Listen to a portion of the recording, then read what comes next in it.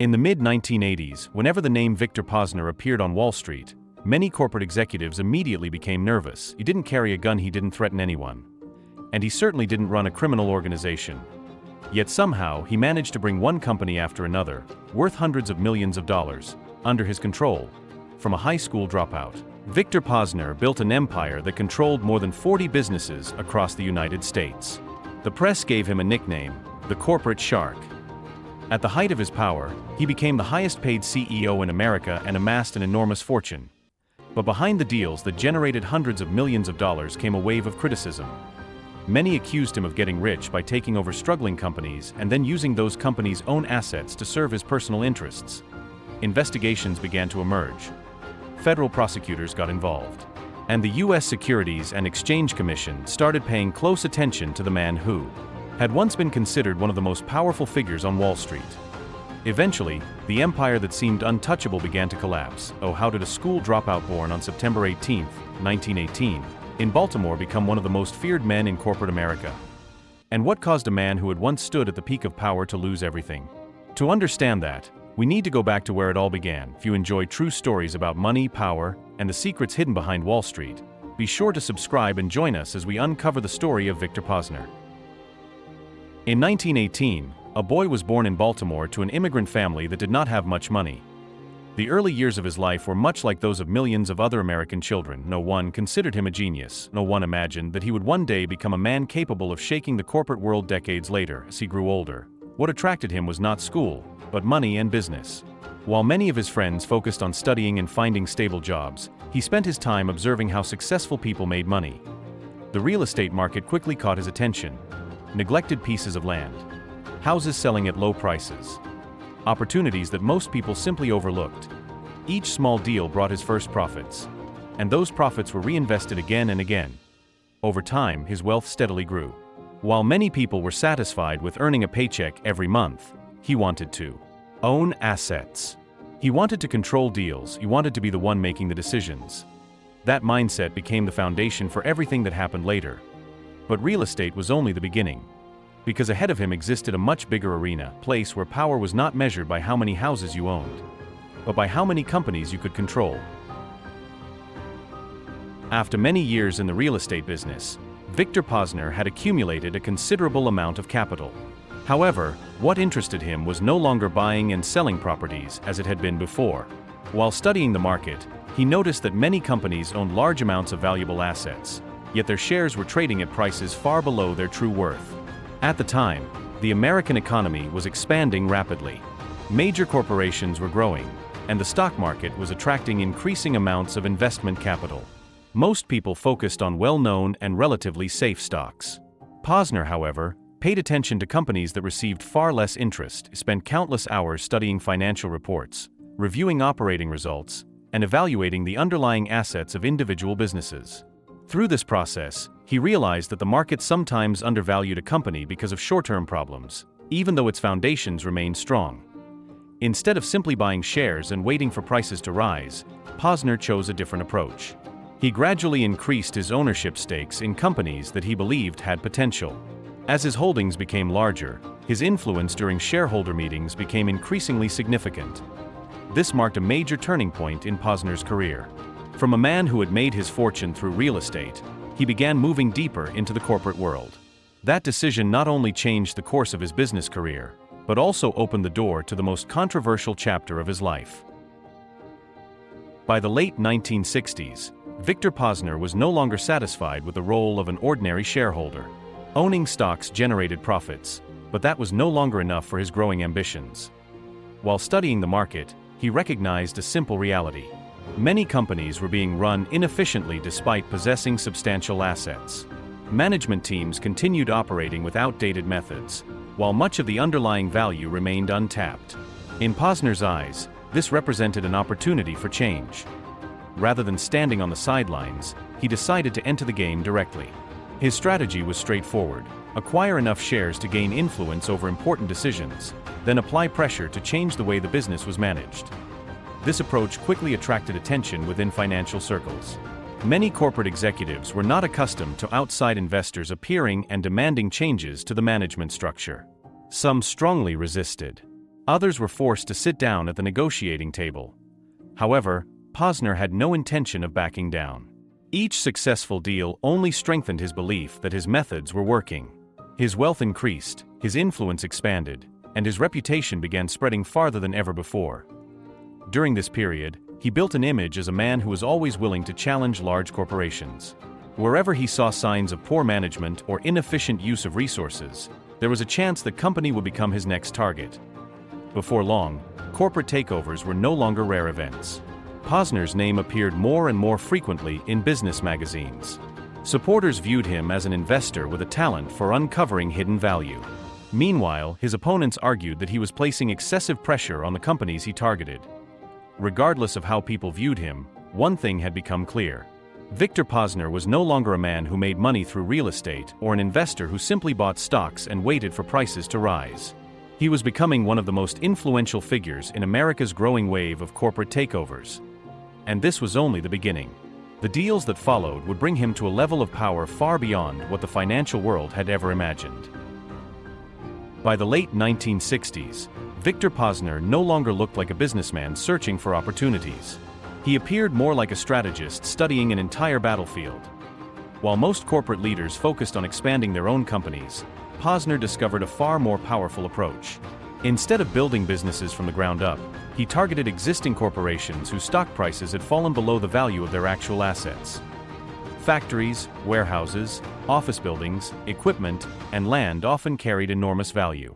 Yet many public companies traded for far less than those assets were worth, Posner. This gap represented an opportunity. He quietly accumulated shares in struggling firms, often purchasing large positions before anyone understood his intentions. Once ownership reached a significant level, pressure began. Board members suddenly faced demands for restructuring. Executives found themselves answering difficult questions from investors. Management teams that had operated comfortably for years were forced into defensive positions. Many companies had never encountered anything similar. Corporate America was accustomed to traditional investors who remained passive after purchasing stock. Posner belonged to an entirely different category. He wanted influence, he wanted control. And increasingly, he wanted complete authority over the organizations he targeted. The strategy produced results. Several companies agreed to changes rather than risk a prolonged battle. Others resisted and became locked in highly public confrontations that attracted attention across financial circles. Business newspapers followed every move. Wall Street analysts debated his methods. Some investors praised his willingness to challenge inefficient management.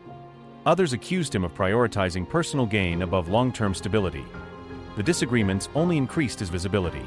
Each successful takeover strengthened his reputation as one of the most aggressive corporate operators. In America. At a time when hostile acquisitions remained relatively uncommon, Posner helped demonstrate how determined shareholders could reshape entire corporations. Executives across the country began monitoring ownership records more carefully. Sudden purchase of stock no longer seemed harmless. It could signal the arrival of Victor Posner. By the early 1970s, his influence had expanded dramatically. The businessman who once struggled through difficult financial circumstances had become a powerful force capable of affecting decisions inside major corporations. Yet growing influence also created new challenges.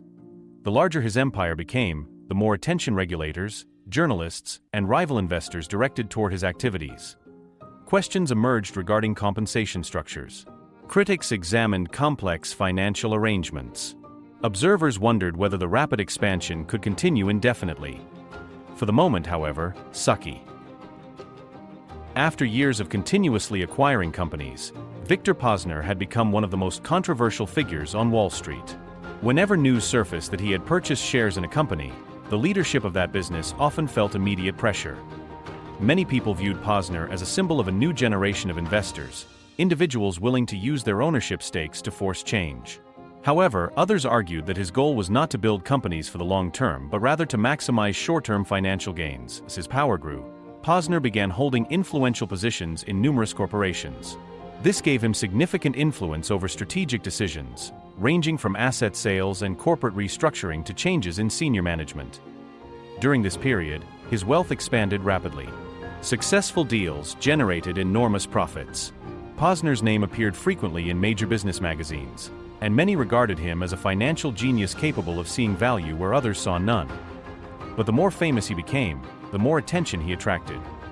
regulators began taking a closer look at the companies under Posner's control.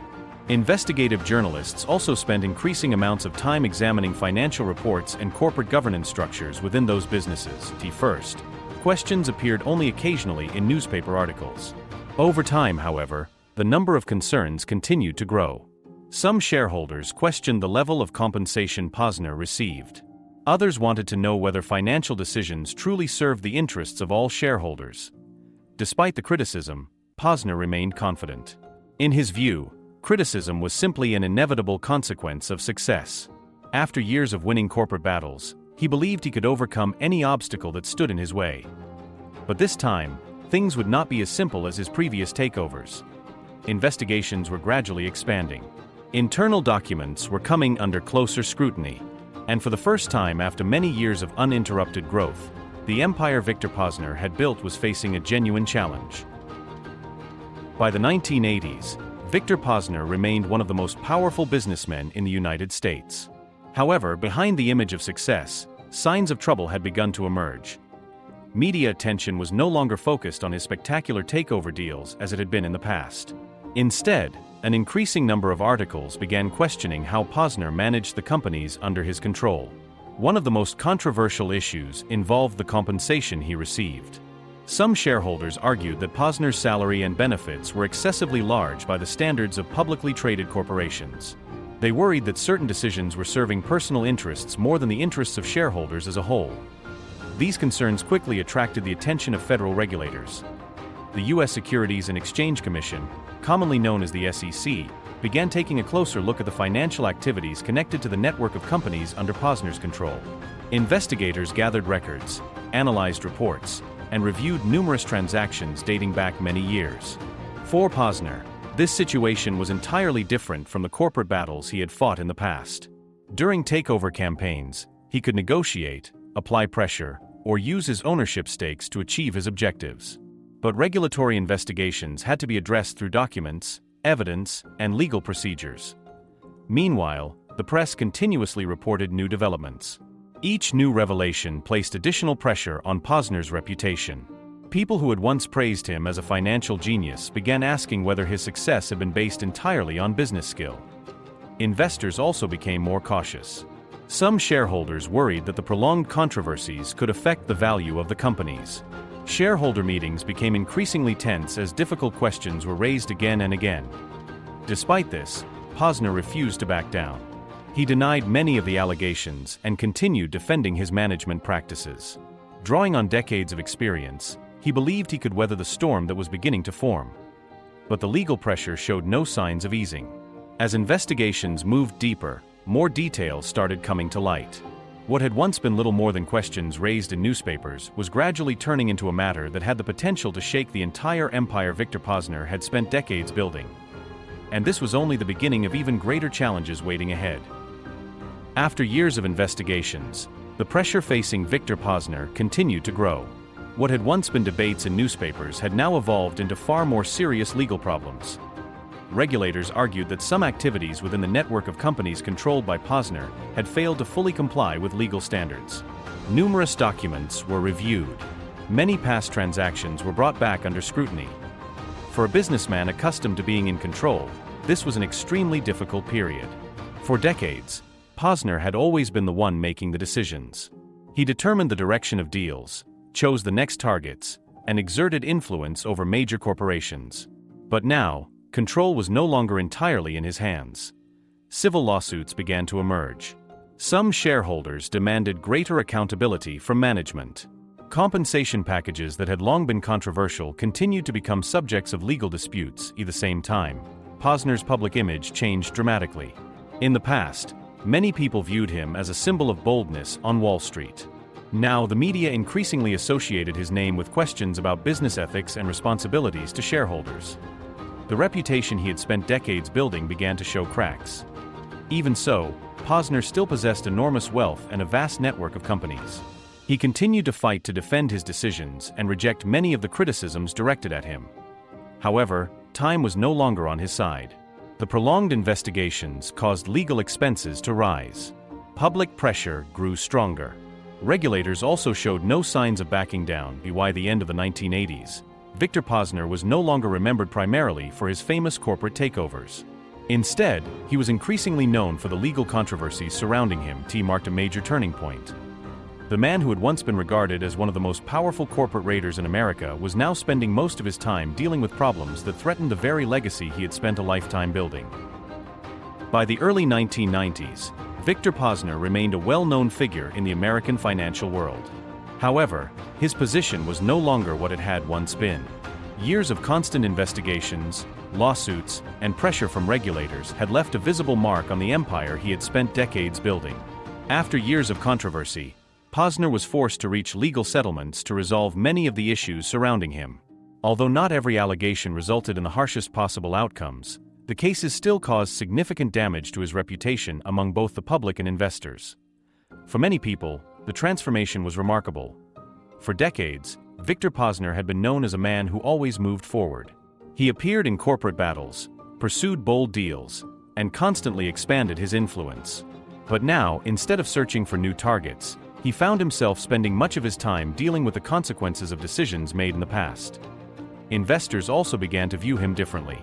In earlier years, Posner had often been portrayed as a symbol of determination on Wall Street. Now, his name was increasingly associated with debates over corporate governance, executive responsibility, and the limits of power in the financial world. At the same time, the business environment in the United States was changing. Regulations were becoming stricter. Shareholders were becoming more active in protecting their interests. Many of the strategies that had brought Posner success in the past no longer worked as easily as they once had. Although he still possessed considerable wealth, his influence had clearly diminished. The takeovers that once shook the market and filled newspaper headlines had become memories of a bygone era. The empire Victor Posner had spent decades creating did not collapse overnight. It gradually weakened under the weight of investigations, years of controversy, and the changing landscape of the American financial system. As he entered the final years of his life, Posner was no longer viewed simply as a successful businessman or a brilliant investor. He had become a controversial figure, a man who left behind difficult questions about the price that must be paid when power and ambition grow without limits. And it was at that moment that the final chapter of Victor Posner's life began to unfold. The final years of Victor Posner's life were very different from the days when he stood at the height of his power. The man who had once made corporate executives across America nervous whenever his name appeared on a shareholder list was no longer involved in headline-grabbing takeover battles. The era when a single move by Posner could shake the market had gradually faded into the past. Even so, the name Victor Posner continued to appear in discussions about American financial history. Not because of new deals, but because of the impact he had left over decades of business activity. To his supporters, Posner was one of the pioneers of the modern corporate takeover era. He saw opportunities where others failed to notice them. He was willing to challenge major corporations and prove that a determined shareholder could change the fate of an entire company. But critics saw the story very differently. They argued that Posner's career demonstrated the risks of concentrating too much corporate power in the hands of one individual. Legal controversies, lengthy investigations, and questions surrounding corporate governance made his legacy far more complicated than that of a successful businessman. On February 11, 2002, Victor Posner died at the age of 83. His death closed a remarkable chapter in American business history. It was the story of a man who came from modest beginnings and rose to control enormous wealth. A man who was never afraid to confront some of the largest corporations of his time. A figure who was both admired and criticized throughout his life. Even today, financial experts still mention Victor Posner when discussing the origins of modern corporate takeovers. Many of the strategies he employed influenced an entire generation of investors that followed. But his legacy is not measured only by numbers or multi-million-dollar deals. It is also a reminder that success in business can bring tremendous power. Yet the higher someone rises, the more closely every decision is examined.